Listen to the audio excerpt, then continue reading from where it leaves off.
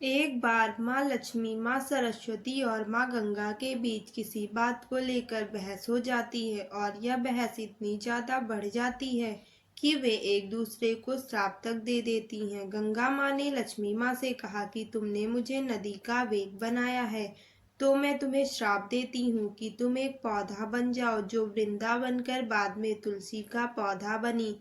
तभी माँ पार्वती आ जाती हैं और कहती हैं कि आखिर आप लोग एक दूसरे से क्यों लड़ रही हो। माँ गंगा कहती हैं कि लक्ष्मी मेरे ऊपर हंसी हैं, इसलिए मैंने श्राप दे दिया। इस बात पर माँ पार्वती कहती हैं कि आप लोगों ने गुस्से में एक दूसरे को श्राप दे दिया, लेकिन क्या आप लोगों को इस बात का अनुमान है कि श्राप के कारण कितना कष्ट झेलना पड़ता है।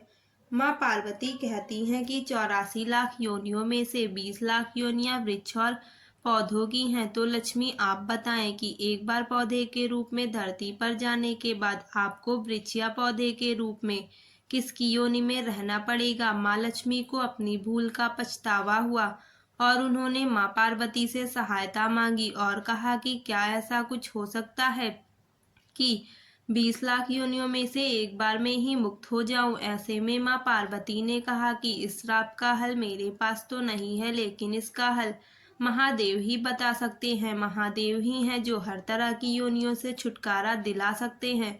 तब माँ पार्वती ने महादेव से कहा कि कोई ऐसा उपाय बताइए प्रभु कि लक्ष्मी जी ऐसे पौधे के रूप में प्रकट हों कि उन्हें दोबारा किसी अन्य योनि का दुख ना भोगना पड़े। तब महादेव ने उपाय बताया और कार्तिक मास लक्ष्मी जी तुलसी के रूप में प्रकट हुई।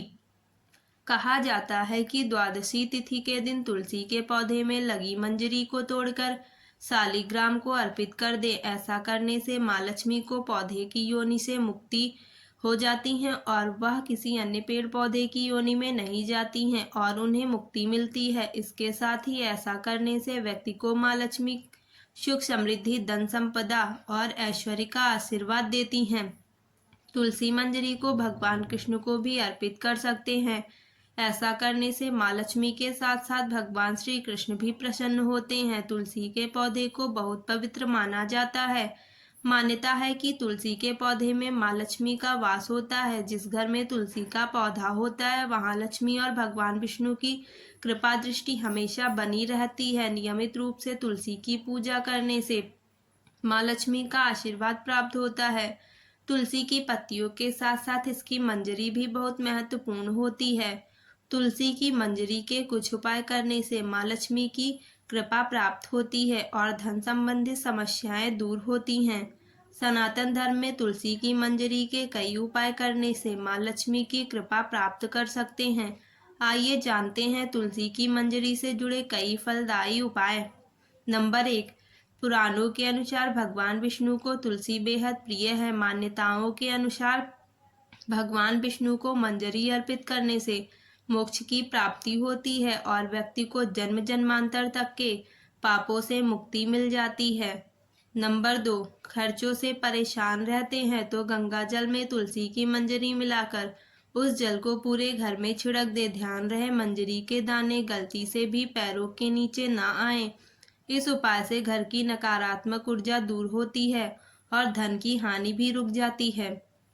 नंबर 3, हर शुक्रवार के दिन माँ लक्ष्मी को तुलसी की मंजरी अर्पित करने से माँ लक्ष्मी प्रसन्न होती हैं। इस उपाय को करने से माँ लक्ष्मी घर में हमेशा वास करती हैं और उनकी कृपा से धन की कमी दूर हो जाती है।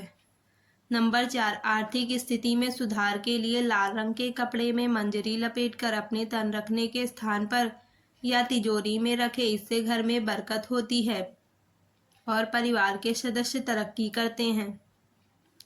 दोस्तों, आपको आज की कहानी कैसी लगी कमेंट करके ज़रूर बताएं।